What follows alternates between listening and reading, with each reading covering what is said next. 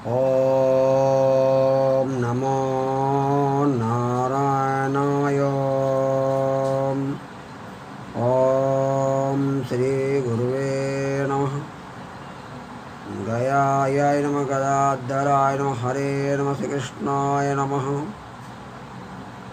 श्राद्धभूमि गयायै नमः। सर्वेभ्यो ब्राह्मणभ्यो नमः। शान्ताकारं भुजगशयनं पद्मनाभं सुरेशं विश्व आधारं गगनसदृशं मेघवर्णं शुभांग्यं लक्ष्मीकान्तं कमलनयनं योगविद्यानगम्यं वन्दे विष्णु भवेहरणं सर्वलोकैकनाथनम्। अत्र विष्णु पदं दिव्यं दर्शनादिपापनाशनं मरुत्स्पर्शनं च पूजनं चैव आत्मानां मोक्षहेतुः। गयायां विष्णुपादां वरं वरं तिथिपुत्राणां गयापालप्रभृतिनाधिकारे सनातनम्। नारायण पुनः सेवक आपके सेवा में परहित सरस धर्म नहीं दूजा और वसुधैव कुटुंबकम को दृष्टिगत करते हुए यह सेवक उपस्थित है। और जो लोग अपना YouTube चैनल से जुड़े हैं वो जानते हैं कि यह सेवक गयापाल ब्राह्मण हैं और अपना विषय कर्मकांड ही आदिकाल से चला रहा है और मुख्य मंदिर गया जी का विष्णुपद का वास्तविक पुजारी। वो अपना परंपरा ही है श्राद्ध काम करना एवं कराना और लोगों को यथासंभव जो पद्धति मत है वो जानकारी पहुंचाना।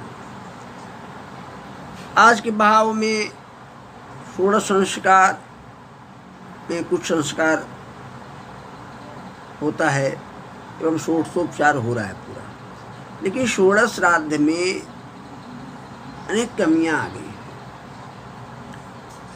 शौच अशौच का भेद न समझना,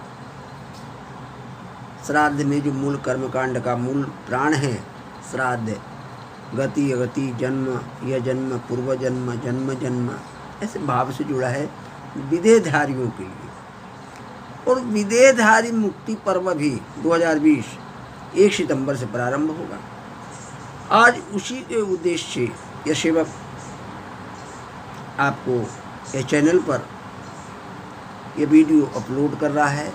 आप देखें, साथ अन्य लोगों को भी बतलाएं। अपना मूल कार्य है, ऐसा कुछ नहीं कि आपसे मुझे कोई लेना देना है, ऐसा नहीं। हम कुल से ब्राह्मण हैं, गयापाल ब्राह्मण हैं, हमारा उद्देश्य ही है जानकारी देना और अपनी परंपरा को, आदिशक्त सनातन के मूल तत्व को, परंपरा को जो मुझे प्राप्त हुआ विद्वत गणों से या नारायण कृपा से प्रसाद रूप हुआ, आप लोगों के लिए वैदिक हो, आध्यात्मिक हो, जो बातें आप लोगों तक पहुंचाना, यही अपना उद्देश्य रहा है। दूसरा कोई आगे सोच है, न शंका है, न विषय है, न भाव है, न ब्रह्म है, कुछ नहीं है। और न ये कोई ज्ञानी ध्यानी आचार्य पंडित साधु संत है, गृहस्थ एक परिवार है। तो हाँ, हमारा प्रीतकार से जुड़ा हुआ कर्म है, वो करना और कराना। तो आज कुछ प्रश्नों को लोगों को उत्तर पहुंचा दे, क्योंकि जो चर्चाएं लगभग एक विषय बन के लोगों के मन में उत्पन्न होता है, उस विषय से, उस विषय के लिए जानकारी होना अति आवश्यक है। आवश्यक नहीं, अति आवश्यक है। सबसे बड़ी एक मूल विषय है, गया यात्रा एक बार कर चुके, क्या पुनः यात्रा किया जा सकता है? तो हाँ, त्रिगई मोक्षमाप्नुयात्, शास्त्र वचनानुसार 3 बार गया में पितृ को श्राद्ध करने से श्राद्ध करता स्वयं भी मोक्ष प्राप्त करता है। 7 काम में श्राद्ध हो, कोई मंगल कार्य आदि, कोई व्यापारिक दोष, कोई प्रेतादि दोष हो, तो अनेकों बार गया किया जा सकता है। लेकिन गया श्राद्ध जो मूल है 3 बार व्यक्ति कर।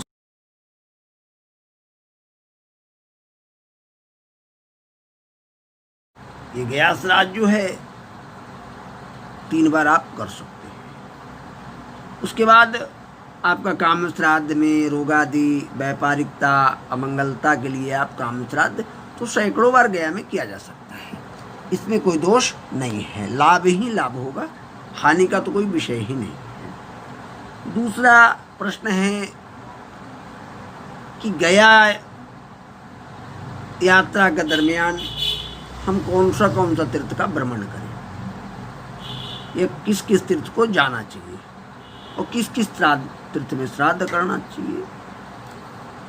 तो वायु पुराण या महात्म खंड का 64वां श्लोक है, नैमिषम पुष्करम गंगा प्रयागश्च विमुक्तिकम एतान्यानि तीर्थानि दिवि भुव अंतरिक्षतः।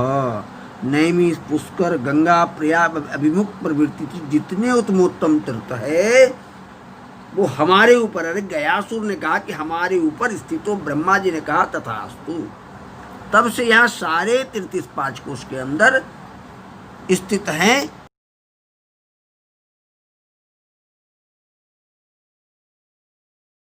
सभी का फल उसको यहाँ प्राप्त हो जाता गया, लेकिन ये भी वर्जित नहीं है।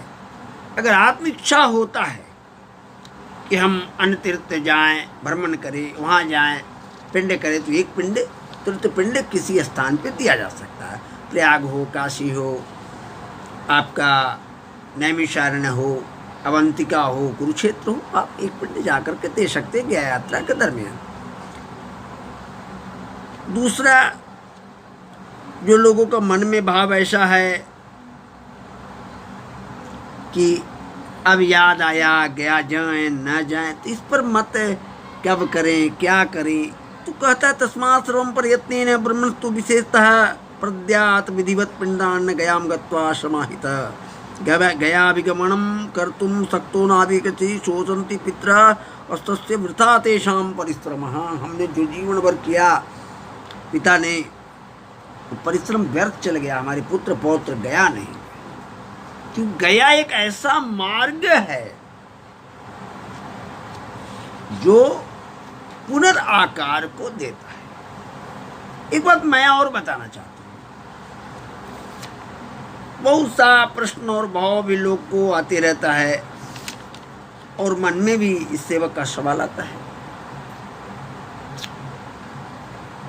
कि भाई ये क्या श्राद्ध है, लोग तिलांजलि कर देते हैं, लाश जला देते हैं, तिलांजलि कर देते हैं, फिर किसका पिंडदान लोग करते हैं? तिलांजलि मतलब विच्छेद हो गए, नाता खत्म, पिंडदान किसका? कोई कहता है पूर्वजन्म नहीं है। तो भाई वो देह रूपी शरीर जो नाश हुआ उसको तिलांजलि दिए, न कि उस जो ब्रह्म रूपी अंश वायु आत्मा उसको नाशवान नहीं है, उसके लिए पुनर्आकार देने के लिए। इसलिए पुनः आप तिलांजलि देने के बाद जो पीपल के गाछ में जल दूध देते हैं वो रज ब्रिज सम रूप है। जैसे हमारी उत्पत्ति हुई, उनका भी वही आकार बनने की प्रक्रियाएं हैं। और 10 दिन में 10 खंड करके सारे शरीर जोड़ करके और पुनः आकार प्राप्ति के लिए उनके विधानार्थ जो शास्त्र मत है उसके अनुसार आप पिंड प्रदान आदि करने का प्रयास करते हैं। ये बड़ी समझने की विषय है, ना कि लोगों के बहाव में आकर सिर्फ बोलना ही नहीं, इस आध्यात्मिक बातों को गहराई से समझना। अब यहाँ भाव एक ब्रह्मा जी का बात है, ब्रह्मा जी का वाक्य है कि जैसे मुझे माता पिता ने, पिता का सहयोग, माता का धारण, जो गर्भ धारण कर 9 मास हो करके उसके बाद अपने कष्ट सह करके उसको हर सुख सुविधा देने के लिए माँ ने अपना प्राण भी लगा देते हैं, अपने प्राण, और पिता भी उसके सहयोग में रहते हैं। उसी तरह से उन्हें पुनर्आकार प्राप्ति के लिए हमारा कर्तव्य बनता है। और क्या होता है, जब वो पुत्र हम थे, आज वो शरीर त्याग दिए तो वो पुत्र रूप वो। इसलिए हमारा धर्म और दायित्व बनता है अध्यात्म मत से कि वो जैसे बालक हम थे, हमारी सेवा किए, उनको भी हम उसी तरह से सेवा कर करते और उस गति मार्ग के लिए हर वो कार्य करे जो वो अपने स्थान को प्राप्त होवे या पुनर्भी जन्म हो उनका तो उच्च कोटि में और परहितकारी हो, स्वच्छ हो। बड़ी बात है, बहुत दूर तक समझाना हो। लेकिन आज विशेष चर्चा जो है यह 2020 सितंबर 1 से जो महापितृ पर्व प्रारंभ हो रहा है, पर्व पार्वण और श्रद्धा श्राद्ध, तो कोई तिथि पड़ता है एक विशेष तो आप घर पर पार्वण मनाते हैं उस पर्व को। ठीक गया में यह 16 दिवस जो पितृ पर्व है जिसे महालय कहते हैं, गणागत कहते हैं। और महालय का अर्थ तो आप सुने और जानते ही, पहले भी सेवक बताया है। महामन पर्व आलय अर्थात घर, जब पर्व में 16 दिवस आपके घर में सारे पितृ आते हैं, उनको जल तर्पण न मिलता है तो क्रोधित हो जाते हैं और रक्तपान करते हैं।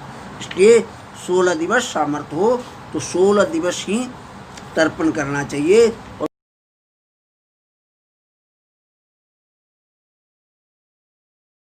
तिथि पर ब्राह्मणों को भोजन करना चाहिए, उससे पितृ संतुष्ट होते हैं। और सामर्थ्य हो प्रयास करे, रुकावट नहीं। किस तरीका से गया का चेतना आ गया तो फिर रुके नहीं, किसी भी हाल में यात्रा करके गया करें,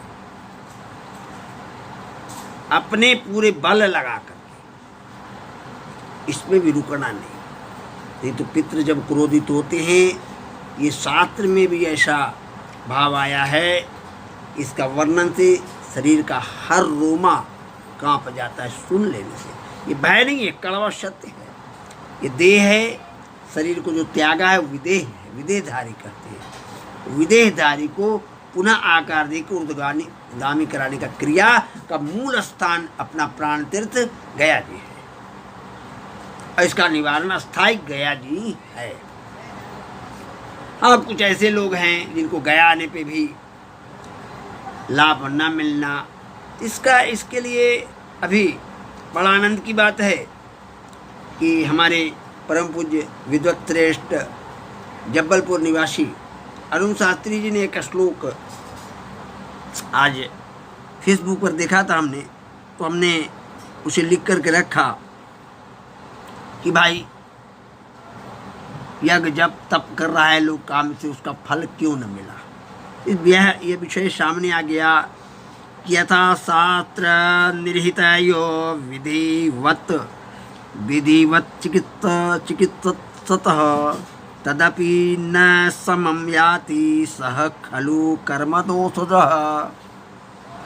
कह रहे हैं, शास्त्र कह रहा है कि उसी व्यक्ति का कर्म का दोष है, क्योंकि वो अपना कार्य तो कर रहा है, जो शास्त्र मत है वो कर दिया गया। आखिर ये लाभ क्यों न हो? क्योंकि आप में इतना प्रायश्चित युक्त हो चुके हैं कि जो कर रहे थे उससे विशेष कुछ करना चाहिए था।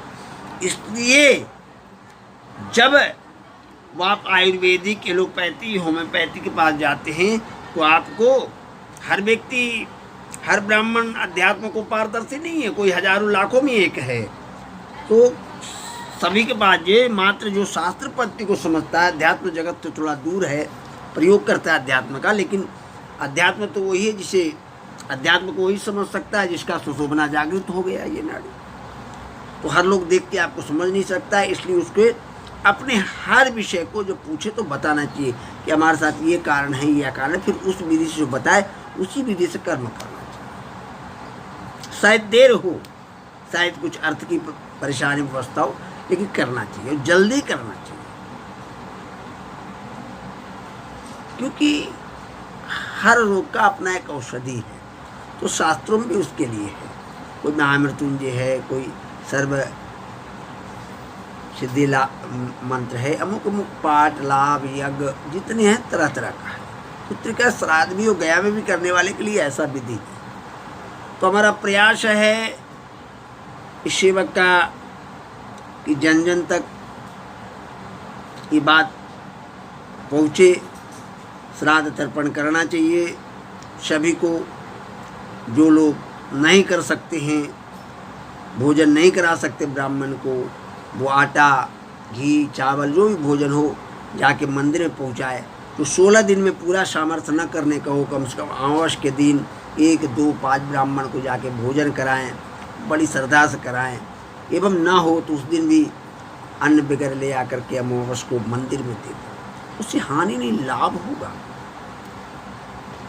और गया यात्रा अगर कर रहे हैं तो गया यात्रा के लिए आप इस सेवक से, पहले भी ये बताया है, गया तीर्थ गयापाल ब्राह्मण अपना परंपरा ही है पितृ श्राद्ध करना और कराना, तर्पण श्राद्ध कराना और करना। और गया का मुख्य मंदिर विष्णुपद का वास्तव पुजारी है सेवक। आप इसका जानकारी आप प्राप्त कर सकते हैं। आपको एक मोबाइल नंबर और व्हाट्सएप नंबर दोनों एक बताया जा रहा है, इसको नोट करेंगे या ध्यान रखेंगे देख करके।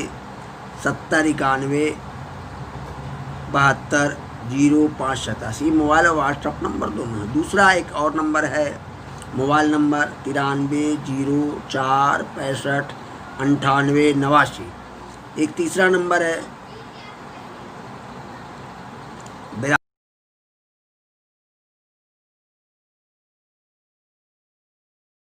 एक तीसरा नंबर है 82 10 49 11 43। फ़ोन नंबर, मोबाइल नंबर है।